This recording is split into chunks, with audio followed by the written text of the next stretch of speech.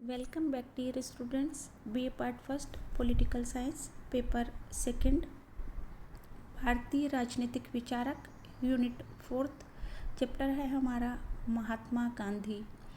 Exam की दृष्टि से ये चैप्टर बहुत इम्पोर्टेंट है, अवश्य ही इसमें से प्रश्न पूछे जाते हैं। आज के लेक्चर का टॉपिक है गांधी जी के सत्य संबंधी विचार।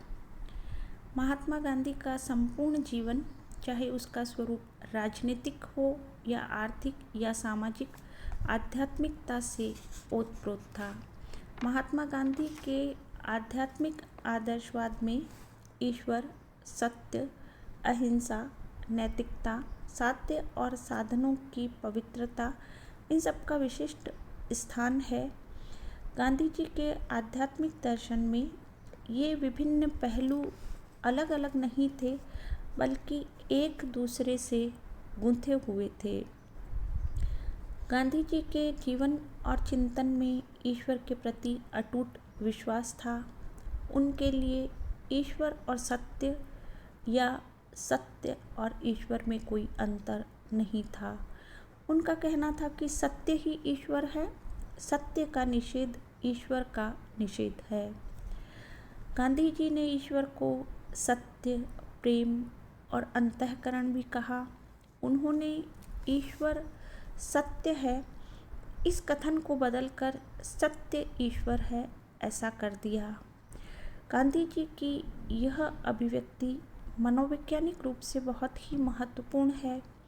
ईश्वर सत्य है कहने से ऐसा प्रतीत होता है कि ईश्वर की सत्ता में किसी को भी संशय या संदेह नहीं करना चाहिए। इस परंपरागत विचार से नास्तिक लोग तो सहमत हो ही नहीं सकते।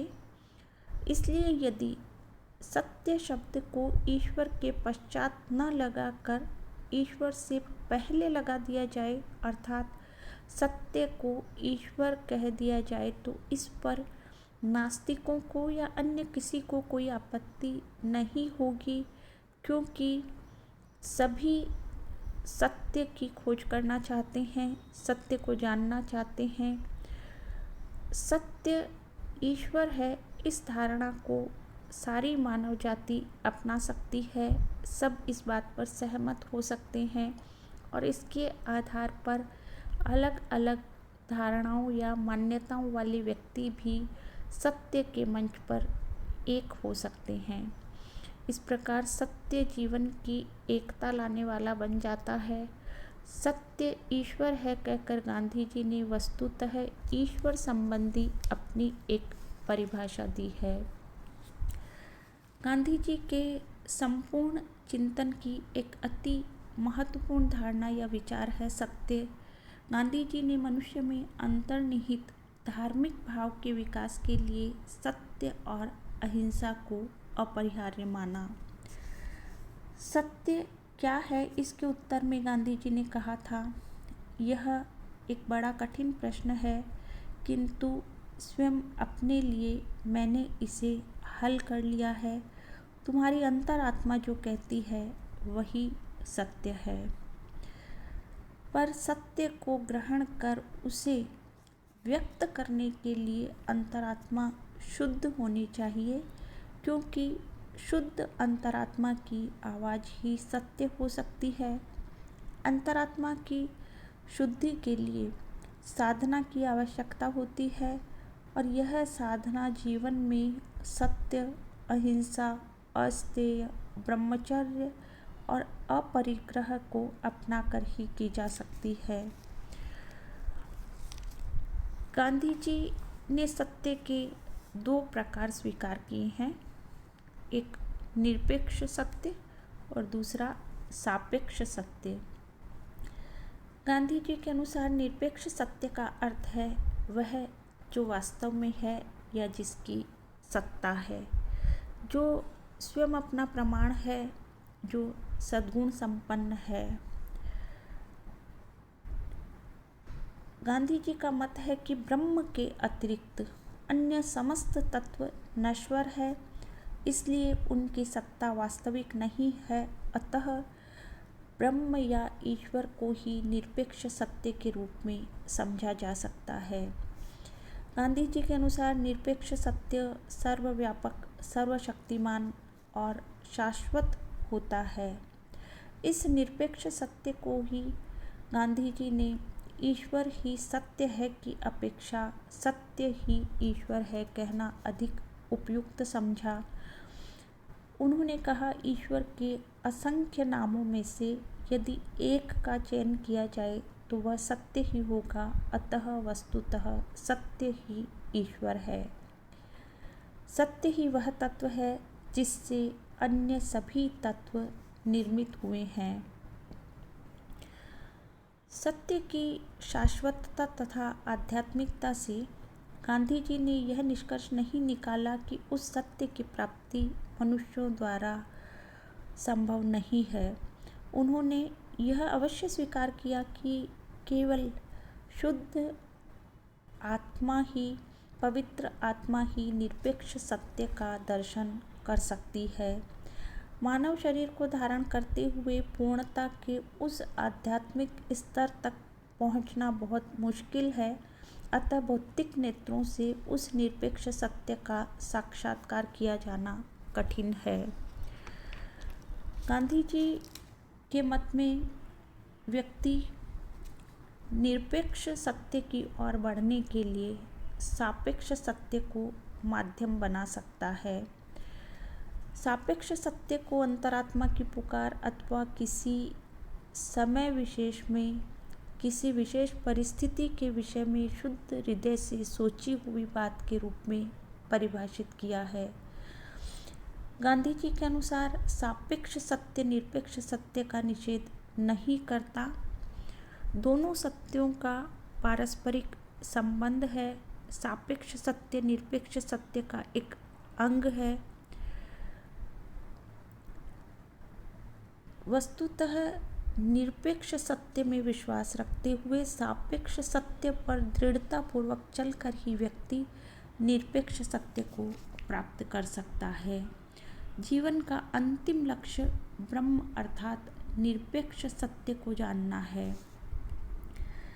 गांधी जी ने स्पष्ट किया कि सापेक्ष सत्य पर चलना भी कोई सरल मार्ग नहीं है। उसके लिए पवित्रता, दृढ़ता और साहस की आवश्यकता होती है। गांधी जी का मत है कि सापेक्ष सत्य मानव जीवन में प्रेम के आदर्श को अपना लेने से सिद्ध किया जा सकता है। प्रेम का अर्थ है व्यक्ति अहंकार से पूर्णतः मुक्त हो और स्वयं को शून्य समझने लगे। गांधी जी के अनुसार सापेक्ष सत्य के प्रति निष्ठावान व्यक्ति प्राणी मात्र के प्रति प्रेम को अपने जीवन में पूरी तरह से उतार लेगा और प्रत्येक जीवित तत्व को अपना ही अंश समझने लगेगा। गांधी जी के विचार में केवल सत्य बोलना सत्य के प्रति निष्ठा का प्रमाण नहीं है। सत्यपरायण व्यक्ति मन, वचन और आचरण तीनों से सत्य के प्रति समर्पित रहेगा।